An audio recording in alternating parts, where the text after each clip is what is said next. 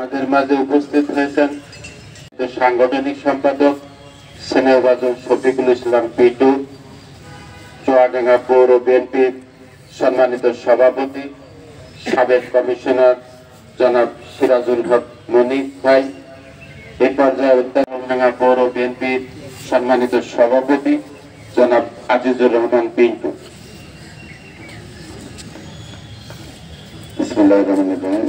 সম্মানিত হাজিরান, আসসালামু আলাইকুম। আমরা মরহুম সাইফুদ্দিন কনককে জানাজায় অংশগ্রহণ করেছি। সাইফুদ্দিন কনক আমাদের ছোট ভাই, তারপরেও সে আলমডাঙ্গা পৌর পৌর যুব দলের সদস্য সচিব হিসাবে দীর্ঘদিন দায়িত্ব পালন করছে। আমরা মর্মাহত। আমরা বাংলাদেশ জাতীয়তাবাদী দলের পক্ষ থেকে তার পরিবারকে সমবেদনা জানাচ্ছি এবং আমরা এখান থেকে তার জন্য আল্লাহর কাছে দোয়া করবো যেন আল্লাহ তার দেশের সর্বোচ্চ মাকাম দান করেন, এগুলি আমার প্রত্যাশা। এবারে সংক্ষিপ্ত বক্তব্য নিয়ে আসছেন আলমডাঙ্গা উপজেলা বিএনপি সম্মানিত সিনিয়র সহসভাপতি জনাব আক্তার হোসেন জর্দার। বিসমিল্লাহির রহমানির রহিম। উপস্থিত আমার সামনে মুসল্লি একরাম, আসসালামু আলাইকুম। সাইফুদ্দিন কনক আমাদের খুব কাছের, আমার খুবই কাছের ছোট ভাই। আপনাদের কাছে আমার অনুরোধ, তার চলার পথে যদি কোনো কারোর সঙ্গে কোনো হয়ে থাকে আপনারা নিজ গুণে মাফ করে দিবেন। আপনারা মাফ করে দিবেন তো সবাই? আসলে বয়স বেশি দিন না, মানুষের চলার পথে আমরা তো ভুলের মাঝেই থাকি। আপনারা সবাই তার জন্য দোয়া করবেন, তার পরিবারের জন্য দোয়া করবেন। তার একটা সন্তান নাবালক ছেলে, আপনারা তার জন্য দোয়া করবেন। আর এই সুখ সামলাতে পারে সেই দোয়া করবেন। আপনাদের কাছে অনুরোধ করি, এখানে অনুরোধ করে আপনাদের সকলকে আমি সকলের কাছে দোয়া চেয়ে আমার কথা শেষ করলাম। আল্লাহ হাফেজ। এবারে সংক্ষিপ্ত বক্তব্য নিয়ে আসছেন আলমডাঙ্গা উপজেলা বিএনপির সাবেক সভাপতি বর্ষিয়ান রাজনীতিবিদ জনাব শহীদুল কানন কিলু ভাই। তিনি অসুস্থ, আপনারা জানেন, দীর্ঘদিন তিনি অসুস্থ আছেন। কিছুদিন হলো তিনি ইন্ডিয়া থেকে চিকিৎসা শেষ করে বাংলাদেশে এসেছেন। তিনি আপনারা সবাই তার জন্য দোয়া করবেন। এবারে বক্তব্য নিয়ে আসছেন জনাব শহীদুল কানন কিলু ভাই। বিসমিল্লাহির রহমানির রহিম। উপস্থিত মরহুম কনকের জানাজায় উপস্থিত মুসলিগণ এবং আমার সমবয়সী মুরব্বী, আসসালামু আলাইকুম।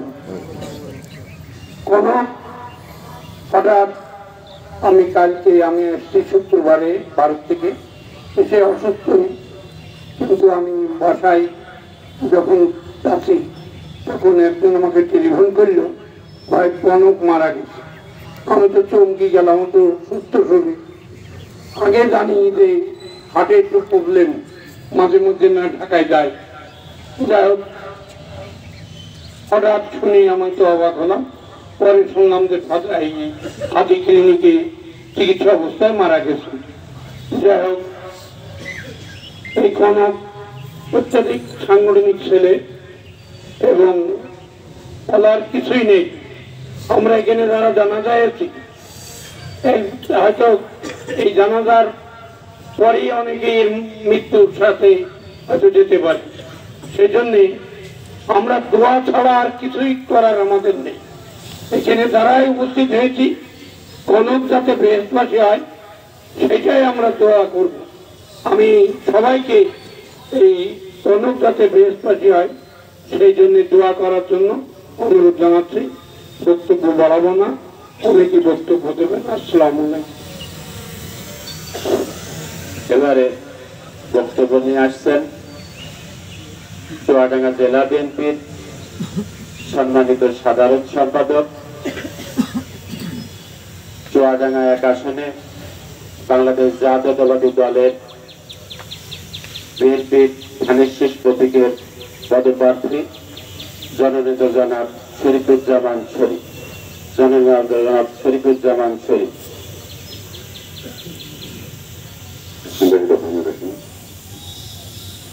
সম্মানিত উপস্থিত হাজিরিন, আজকে আমরা সাইফুদ্দিন আলম খানকের জানাজায় আমরা একত্রিত হয়েছি। কালকে এশার নামাজেও সে আদায় করছে, তখনও কিন্তু আমরা জানতাম না যে কনকের ভাবে আমাদেরকে ছেড়ে চলে যাবে।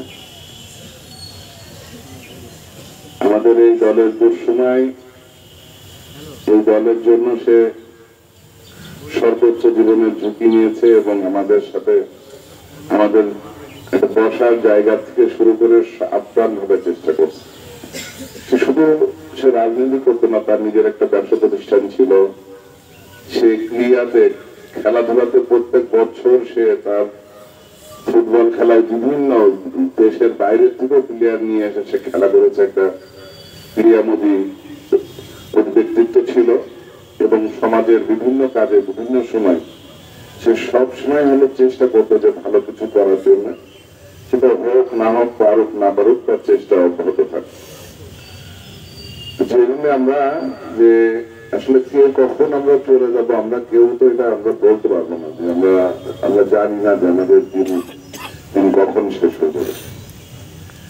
সেজন্য আমরা যারা এই দুনিয়াবি আছি, আমরা দুনিয়ার কাজকর্ম সবার সাথে আখেরাতের জন্য যেন 5 ওয়াক্ত নামাজ আমরা কায়েম করি, ইমানের সাথে আমলের সাথে যেন আমরা কবরে যেতে পারি। এবং এই কনকে যাওয়ার থেকে আমরা শিক্ষা নিতে হবে যে আসলে যাওয়ার কোনো সিরিয়াল নেই, আমাদের কার কখন ডাক আসবে সেটার জন্য সবাইকে প্রস্তুতি নিয়ে থাকতে হবে। যে আমার মনে হয় এই ওয়াক্তের নামাজই শেষ নামাজ, যে এর পরের নামাজ আমি নাও পেতে পারি।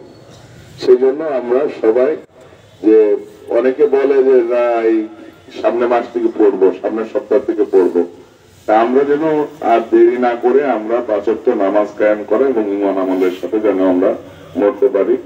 আর কনক যেহেতু রাজনৈতিক ব্যক্তিত্ব, ব্যবসায়ী, ক্রীড়ামোদী, বিভিন্ন কর্মকাণ্ডের সাথে সে সম্পৃক্ত ছিল।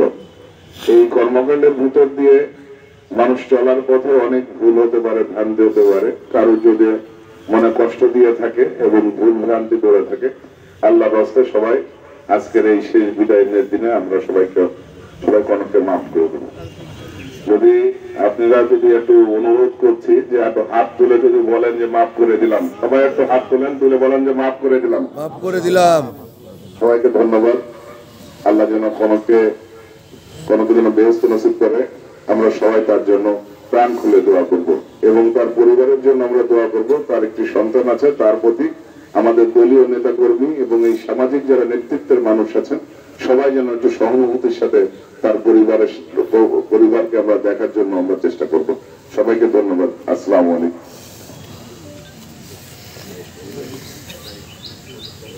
এবারে দুটি কথা নিয়ে আসছেন সাইফুদ্দিন কনকের দুলা ভাই, আমাদেরই আলমডাঙ্গা পৌর বিএনপির সম্মানিত সহসভাপতি, স্নেহভাজন ছোট ভাই মোহাম্মদ আইওয়ান।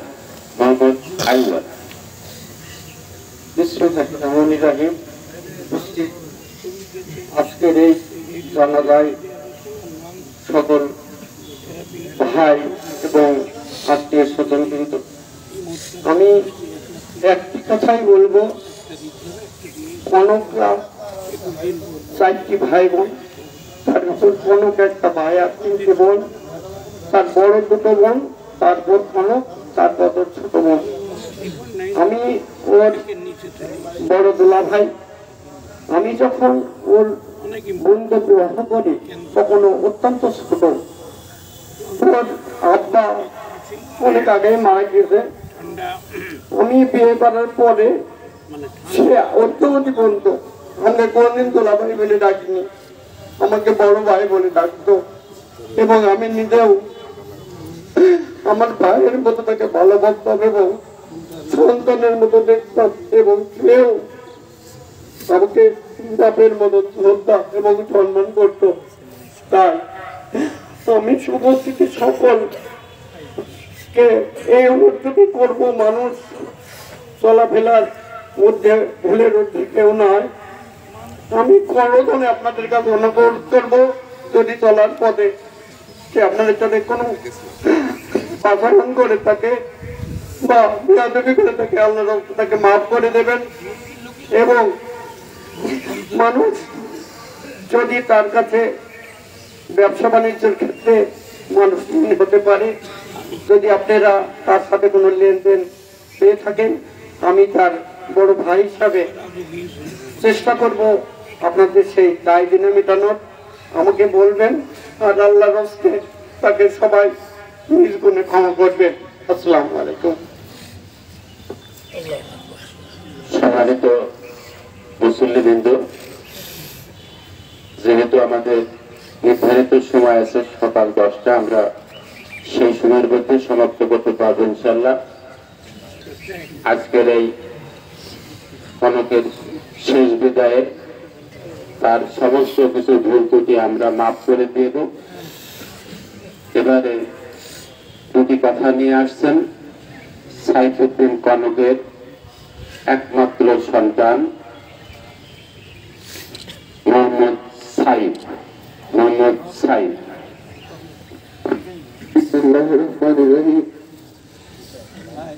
আজকে আমরা যে জানাজার নামতে উপস্থিত হয়েছি, তিনি হলেন আমার বাবা। তো আমার বাবা ব্যবসা, রাজনীতি সবকিছুর ক্ষেত্রে আপনাদের কারোর মনে যদি কখনো কষ্ট দিয়ে থাকে বা কখনো যদি খারাপ আচরণ করে থাকে, আপনারা সবাই খাস দিলে আমার বাবাকে ক্ষমা করে দিবেন। আর আপনাদের কাছে যদি কোন রকম দেনা পাওনা হয়ে থাকে আমার বাবার, আমাকে অথবা আমার ফুপ্পা, আমার ভাইয়া আছে, সবাইকে একটু করে জানাবেন। আমরা যতদূর পারি আপনাদের ঋণ পরিশোধ করব।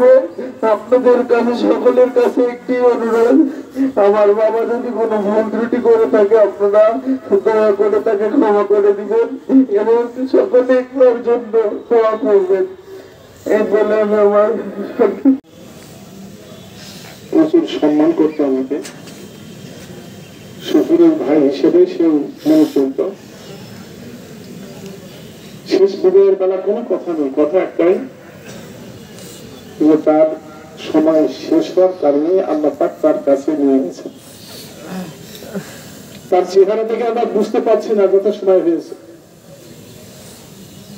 আর আমি যেটা বলার সেটা আমাদের এক আসনের নবীন শরীফুল ইসলাম ভাই খুব সুন্দর কথা, আমার কথাগুলি বলে ফেলেছেন, ধর্মীয় কথা বলে।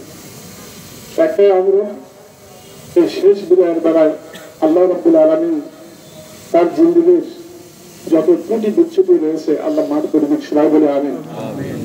তার যে ভালো কাজগুলি তিনি করেছে, তার সকল ভালো কাজগুলি সদগায় জারিয়ায় রূপান্তরিত করে আল্লাহ পাক তাকে নাজিদের ফয়সালা করে দিক, আর তাকে হারিয়ে তার শোকাহত পরিবারকে শোক কাটিয়ে তার তৌফিকও আল্লাহ পাক দান করে, সবাই বলে আমিন। নিয়াত করেন সবাই, ওই নামাজ ওয়াদিয়া আর বা তাকবীরাতে সালাতুল জানাজাতে যে নিয়াতটা আমরা করি, এই নিয়াতও করতে পারেন, অথবা শুধু আল্লাহু আকবার বলে তাকবীরে তাহরিম দিয়ে নিয়াত করলেও নিয়াত হয়ে যাবে।